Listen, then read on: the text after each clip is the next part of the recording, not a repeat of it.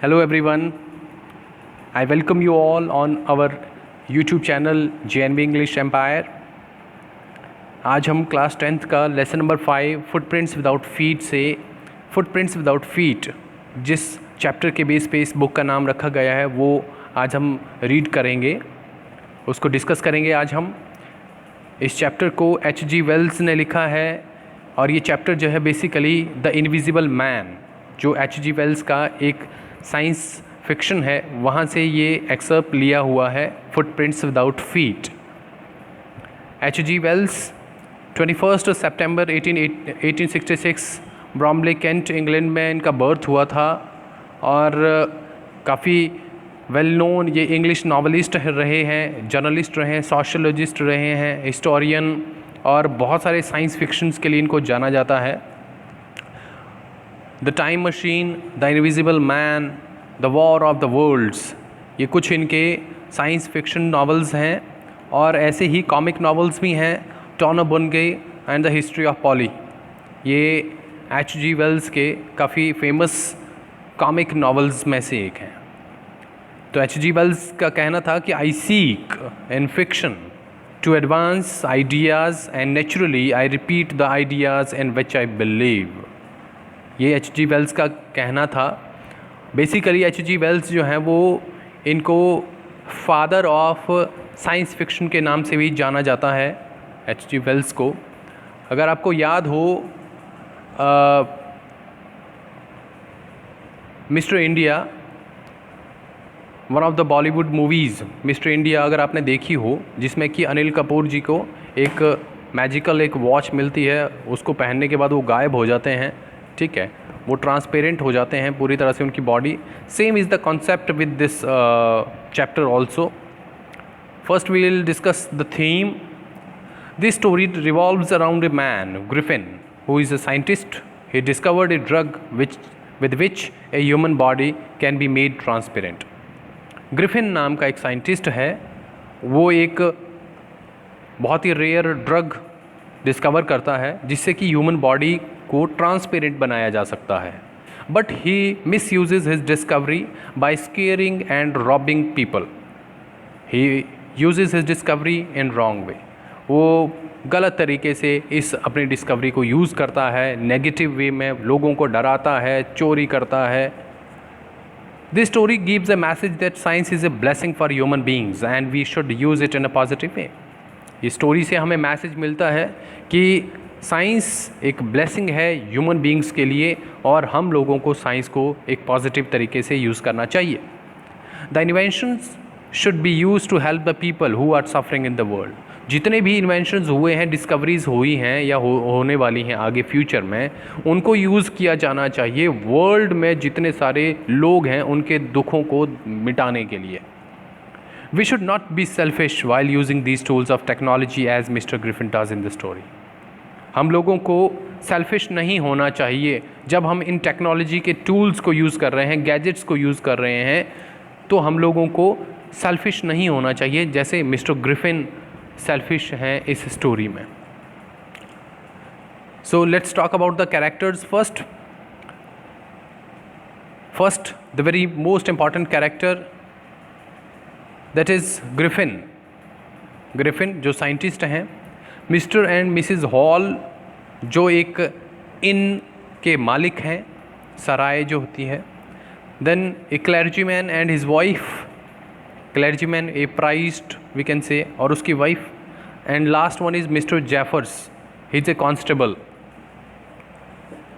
So let's move and let's read the chapter from the very beginning. Can a man become invisible? क्या एक आदमी invisible हो सकता है? This is the story of a scientist who discovers how to make himself invisible. ये कहानी है एक साइंटिस्ट के बारे में जो ये डिस्कवर करता है कि कैसे हम ह्यूमन बॉडी को ट्रांसपेरेंट बना सकते हैं। डज ही यूज़ और मिस यूजेज हिज डिस्कवरी? क्या वो इस डिस्कवरी को यूज़ करता है या मिस यूज़ करता है? चलिए देखते हैं। The two boys started in surprise at the fresh muddy imprints of a pair of bare feet. दो लड़के started in surprise at the fresh muddy imprints.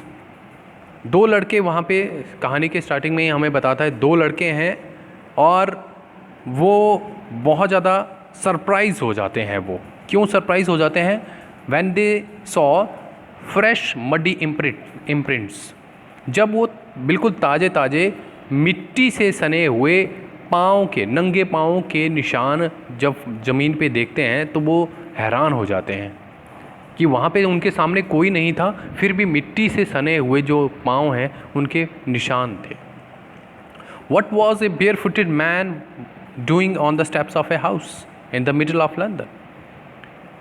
एक नंगे पाँव वाला आदमी, मतलब बिना कोई शूज़ या चप्पल्स डाले हुए कोई आदमी जो है वो एक घर के स्टेप्स पे, सीढ़ियों पे वो क्या कर रहा है लंदन के इस बीचों बीच, लंदन शहर के बीचों बीच इस घर की सीढ़ियों पे ये नंगे पाँव वाला आदमी क्या कर रहा था?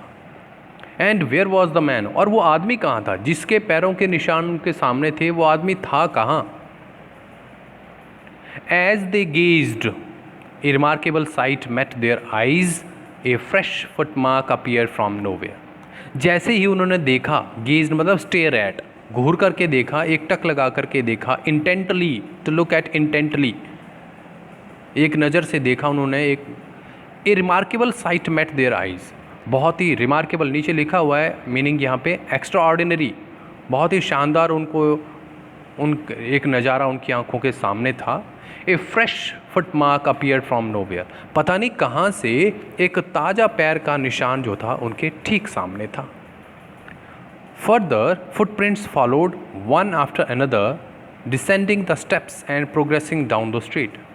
इसके बाद एक के बाद एक फुटप्रिंट्स जो था, पैरों के निशान, एक के बाद एक नीचे स्टेप्स से, सीढ़ियों से नीचे वो उतरता हुआ और स्ट्रीट की ओर जाता हुआ वो दिखाई दिया। The boys followed fascinated until the muddy impressions became fainter and fainter and at last disappeared altogether. The boys followed. लड़कों ने उसका पीछा किया, उन पाँव के निशानों का पीछा किया। Fascinated, attracted. They were very attracted. बहुत आकर्षित हो गए वो उन पैरों के निशानों की ओर।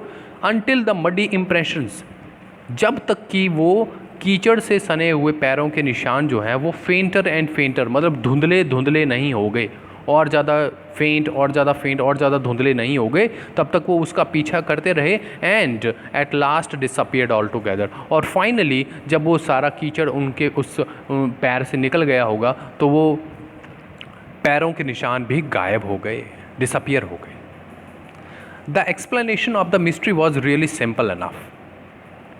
इस मिस्ट्री का, इस रहस्य का, इस जो एक्सप्लेनेशन था वो बिल्कुल सिंपल था।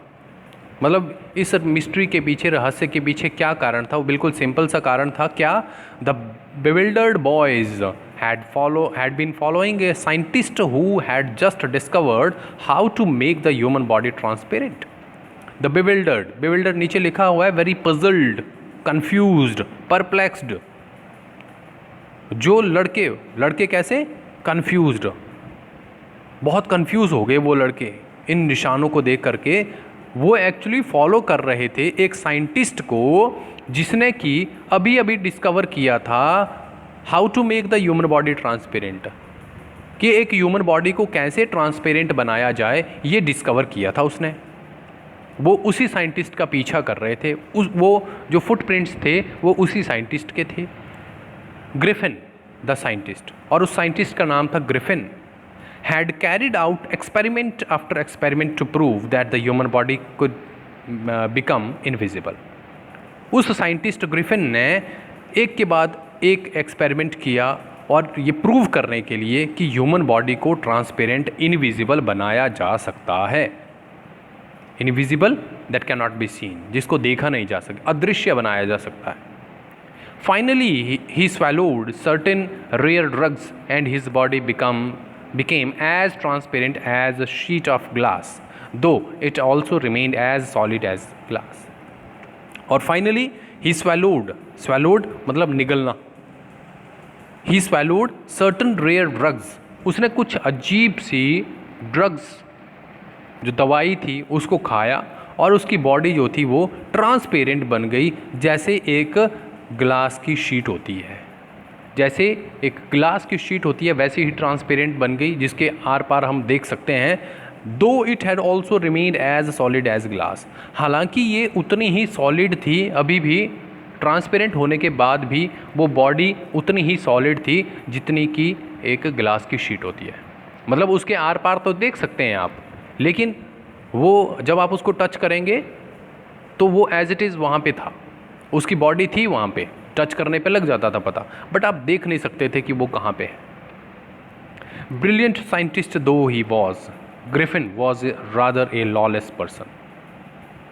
बहुत ही इंटेलिजेंट, बहुत ही अच्छा साइंटिस्ट था ये ग्रिफिन, हालांकि वो एक लॉलेस पर्सन था। Lawless person, the person who does not obey laws, कानून को नहीं मानने वाला ये साइंटिस्ट।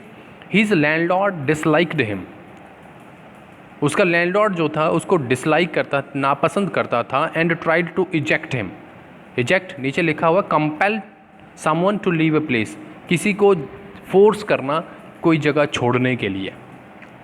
तो उसके लैंडलॉर्ड ने उसको इजेक्ट करने की कोशिश की, वहाँ से निकालने की कोशिश की फोर्सफुली अपने घर से। In revenge Griffin set fire to the house, और बदला लेने के लिए, इसके बदले में ग्रिफिन ने क्या किया, उस घर में आग लगा दी। To get away without being seen he had to remove his clothes, वहाँ से बिना किसी को नज़र आए वो जाना चाहता था, इसीलिए उसने क्या किया, he had to remove his clothes, उसको अपने कपड़े उतारने पड़े। Thus it was that he became a homeless wanderer, और इसीलिए वो एक होमलेस, बिना घर के wanderer, wanderer means the person who roams here and there, एक ऐसा आदमी जो कि इधर उधर भटकता रहता है। तो बिना घर के वो एक बेघर आदमी बन गया, वो बिना घर के घुमंतु, विदाउट क्लोथ्स, बिना कपड़ों के, विदाउट मनी, बिना पैसों के, एंड क्वाइट इनविजिबल, और बिल्कुल पूरी तरह से इनविजिबल था, अदृश्य। Until he happened to step in some mud and left footprints as he walked, और फाइनली उसके जो पाँव थे वो कीचड़ में पड़े, और उसकी वजह से ही वो फुटप्रिंट्स जो थे वो नीचे फ्लोर पे चलते चलते वो नज़र आ रहे थे उन दोनों लड़कों को। He escaped easily enough from the boys who followed his footprints in London. He escaped easily, वो बड़ी आसानी से उन लड़कों से जो उसका पीछा कर रहे थे, उसके फुटप्रिंट्स का पीछा कर रहे थे लंदन में, उनसे तो बड़े आसानी से वो बच निकला।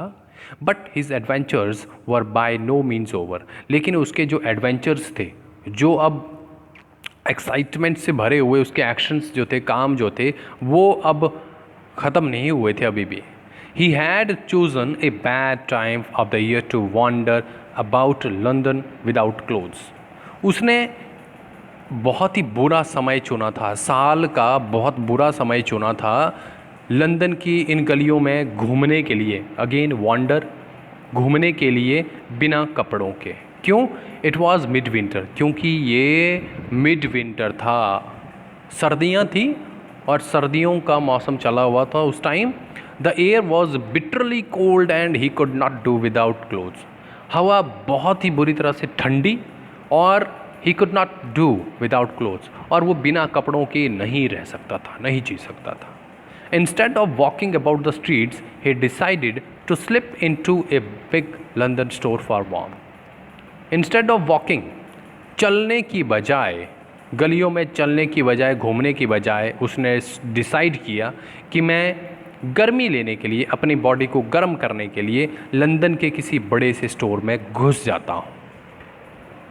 Closing time arrived and as soon as the doors were shut, Griffin was able to give himself the pleasure of clothing and feeding himself without regard to expense.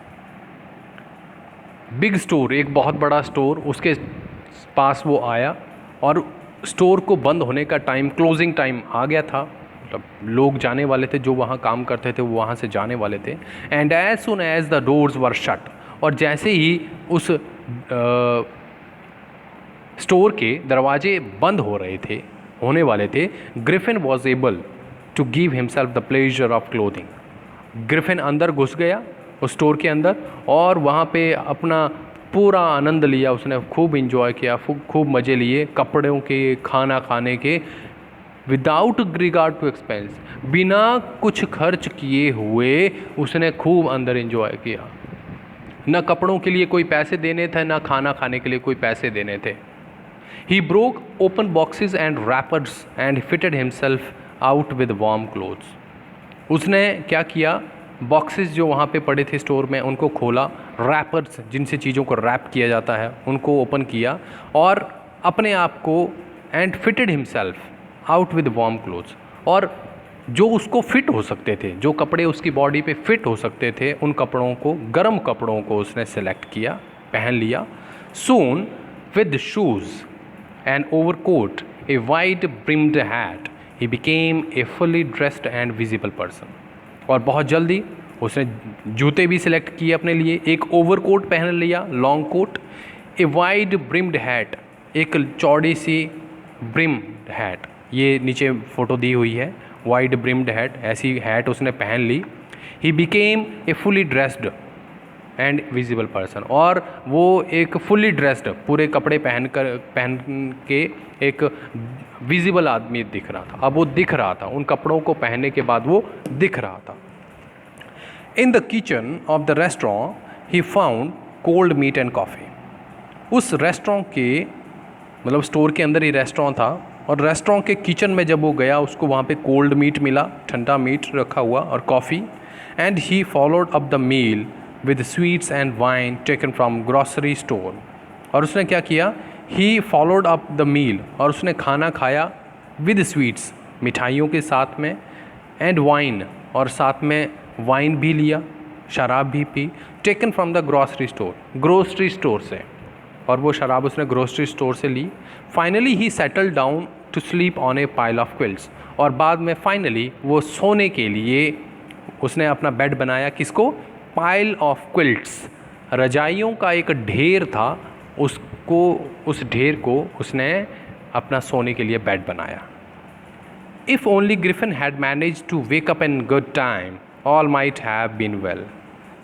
अगर ग्रिफिन सुबह जल्दी उठ गया होता, मतलब इन गुड टाइम, मतलब in the morning at proper time, सुबह वो जल्दी उठ गया होता सही टाइम पे, all might have been well, सब कुछ ठीक ठाक होता, सब ठीक रहता। लेकिन हुआ क्या? As it was he did not wake up until the assistants were already arriving next morning.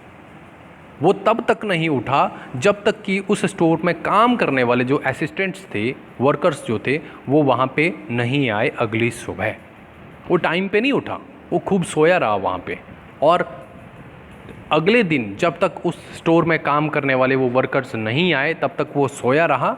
When he saw a couple of them, और जब उसने उनमें से कुछ लोगों को अप्रोचिंग, आते हुए देखा, he panicked, panicked means extreme fear, बहुत ज़्यादा डर जाना, वो डर गया, एंड बिगैन टू रन, और वो वहाँ से उसने दौड़ना शुरू किया। दे नेचुरली गेव चेज, अब उसने पूरे वो कपड़े पहन रखे थे, तो ऑब्वियसली वो जो वहाँ काम करने वाले लोग थे उन्होंने उसका पीछा किया, क्योंकि वो विजिबल था, क्योंकि उसने कपड़े पहने हुए थे, तो उनको लगा कि कोई चोर होगा, तो वो उसके पीछे दौड़े। In the end he was able to escape only by quickly taking off his newly found clothes, और फाइनली एंड में वो वहाँ से बचने में कामयाब हुआ। सिर्फ कैसे? By quickly taking of newly found clothes, उन नए कपड़ों को खोल दिया उसने, उतारने के बाद वो वहाँ से बच सका। उसने एक एक करके वो सारे कपड़े उतारे, तब जा कर के वो वहाँ से भाग सका। So once more he found himself invisible but naked in the chill January. एक बार फिर से वो इनविजिबल तो था ही था, लेकिन पूरी तरह से बिना कपड़ों के था, नेकेड था, नंगा था वो उस जनवरी की ठंडी हवा के बीच में। This time he decided to try the stock of a theatrical company in the hope of finding not only clothes but also something that would hide the empty space above his shoulders. इस बार उसने decide किया कि मैं एक theatrical company का जो सामान है उसको यूज़ करूँगा, in the hope of finding not only clothes, सिर्फ इस उम्मीद में नहीं कि वहाँ पे सिर्फ कपड़े मिलेंगे, बल्कि also something that would hide the empty space above his shoulder.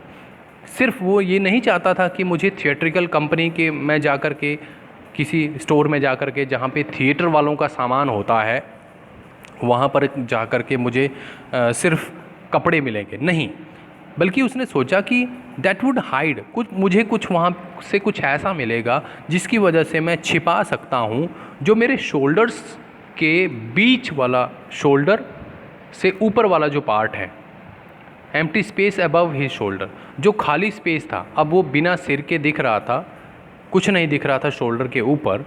तो उसने सोचा कि मुझे कुछ ना कुछ वहाँ पे ऐसा मिलेगा जो कि मेरे शोल्डर्स के ऊपर का जो स्पेस है उसको वो कवर कर लेगा। Shivering with cold he hurried to the Drury Lane, the centre of the theatre world. ठंड से कांपता हुआ ही हरिड, वो जल्दी जल्दी चलने लगा, टू ड्ररी लेन की तरफ, जगह का नाम है, the centre of theatre world, जो कि थिएटर वर्ल्ड का सेंटर था। मतलब जहाँ पर कि ये जो आर्टिस्ट हैं जो थिएटर में काम करते थे वो सबसे ज़्यादा वहाँ पे उनके स्टोर्स थे, या थिएटर का काम सबसे ज़्यादा वहाँ पे होता था, नकली सामान जहाँ पे वो मिलता था। ही सून फाउंड ए सुटेबल शॉप, वहाँ पे उसको एक बहुत अच्छी दुकान भी मिल गई। He made his way invisible upstairs and came out a little later wearing bandages and his forehead, dark glasses, false nose, big bushy side whiskers and a large hat. He made his way. तो जैसे ही उसको वो shop मिल गई जो कि जहाँ से उसको वो ऐसा सामान मिल सकता था, वो गया उस शॉप के अंदर। इनविजिबल तो था ही, वो दिख नहीं रहा था किसी को भी। अपस्टेयर्स, सीढ़ियों से चढ़ता हुआ ऊपर गया दुकान के ऊपर। And came out a little letter, और थोड़ी देर के बाद वो नीचे आया। वियरिंग, क्या पहने हुए, बैंडेजेस अराउंड हिज फॉरहेड, अपने फॉरहेड के चारों ओर उसने बैंडेजेस लगाई हुई थी। डार्क ग्लासेस पहने हुए थे, काला चश्मे। फॉल्स नोज, नकली नाक लगाई हुई थी। बिग बुशी साइड विस्कर्स, और बड़ी बड़ी साइड विस्कर्स जो मस्टचेस के साथ, बालों के साथ में, अपने ईयर के साथ में जो बाल होते हैं, ठीक है, ईयर्स के साथ में जो बॉयज़ स्पेशली ईयर्स के साथ में जो बाल होते हैं वो बड़े बड़े लंबे लंबे विस्कर्स, उनको विस्कर्स कहते हैं।